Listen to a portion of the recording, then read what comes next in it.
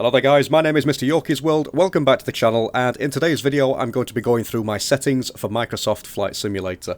Now with these settings I'm usually able to get pretty good smooth performance up to 60 FPS at 1080p depending on what scenery I'm using and things like that. I don't really tend to have that many stutters either apart from at present, which is when we load a SimBrief flight plan into the A320neo. I believe there are some other people that are also experiencing this.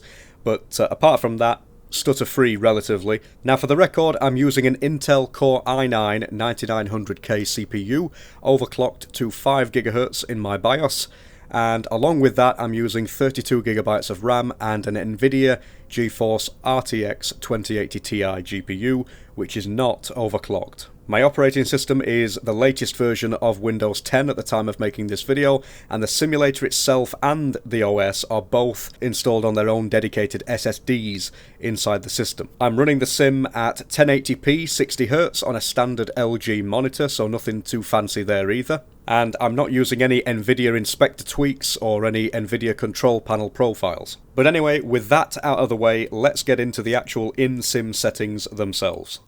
Okay guys, so in terms of the in-sim settings, so we're using full screen at 1080p, that's all I can do, I can't go any higher than 1080p on my monitor. Obviously we're going to be using a custom global rendering quality due to the fact that I'm using a custom set of settings. I'm using VSync with 60 FPS frame limit. I've got the render scaling, as well as I've got all the rest of these little sliders set to 100. I wouldn't recommend going over 100 because it can definitely induce stuttering and lag and things like that. So that's why I've not really adjusted any of those. Anti-aliasing I've set to TAA, which, contrary to what it says here about it being the highest cost, it is actually the best in terms of performance. It's sort of more optimized than the rest of it. Terrain level of detail, again, I've left it at 100. Vector data and buildings are set to high. I'm using trees on medium and grass and bushes on high, but I could actually put that to medium. I'm going to change that to medium for the grass and bushes. There's no real reason to have these set to high because I don't really focus that much on sort of trees and vegetation and stuff. Objects level of detail, again, left it at 100. And the two important ones for me are volumetric clouds and texture resolution. If you have these any less than sort of high or ultra, you do start to see a big difference and things don't really look as good as what they could. So I would recommend high or ultra for these. In my case I've set them to ultra.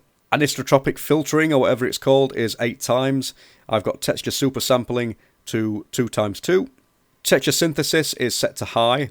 Water waves, now I've set this to medium because again I'm not really too fussed about what the water looks like. I'm mainly going to be considering what the sort of scenery looks like and the land and the buildings and things like that when I'm flying in or out of an airport. So to me water is not that important. Shadow maps I've got set to 1536 and terrain shadows are set to 512. I've also gone ahead and selected ultra for contact shadows just because it adds a little bit more realism. It looks more sort of realistic than what the grainy shadows look like if you have it on sort of medium or high. So I've left that at ultra, or I've chosen ultra for that. Windshield effects are high. Not much difference really between high and ultra in that case. So I would just recommend toning it down a little bit. Ambient occlusion is set to high. Reflections, again, no real reason to have them on ultra because you don't really notice that much of a difference in my opinion. The same for light shafts, not really going to notice that much of a difference. I've got bloom enabled. Sometimes I disable this if I get fed up of it. It's entirely down to personal preference. Depth of field is high, and I certainly do not have motion blur enabled. To me that is one of the worst effects you can ever have in any game, simulator, whatever. It just does not look nice in my opinion. Lens correction I've turned off. Lens flare is switched on, even though in real life this is not something that your eyes can see. I just like to have it there for the cinematic effects. And the glass cockpit refresh rate, this is a major contributor to performance. I've got set to medium. I would not recommend setting it to high or low. Low, it just looks like everything's in slow motion. And high can affect performance. So in my opinion a nice little balance is to put it in the middle, so medium there. So those are my in-sim settings. the main in-sim settings. If I go over to traffic, you can see that I've got airport vehicle density set to 0 because I absolutely hate airport traffic at the moment. It just crashes into you all the time and it's just unrealistic. Obviously I've got the traffic type set to off at the moment. I'm not using any sort of traffic. That can also be a contributor to stuttering. So I've disabled AI traffic completely. A nice thing is, this is air traffic, so it doesn't actually disable traffic on the ground that might be parked at the gates and things like that, which is nice to see. Ground aircraft density, so that is basically what I've just said, and worker density, is the animated workers that are around the airport. Apart from that, leisure boats, road vehicles, ships and ferries, they're on the default. Traffic variety I've set to ultra, and I don't really like the generic plane models for AI traffic anyway, so I've selected those to off. And that is basically it. So there's nothing else in any of these tabs really that I've changed. I've not got any NVIDIA inspector things or anything like that edited. It is literally just the settings that I've shown you today based on the hardware and stuff that I've mentioned today. And I managed to get up to 60 FPS depending on scenery, depending on the scenario itself.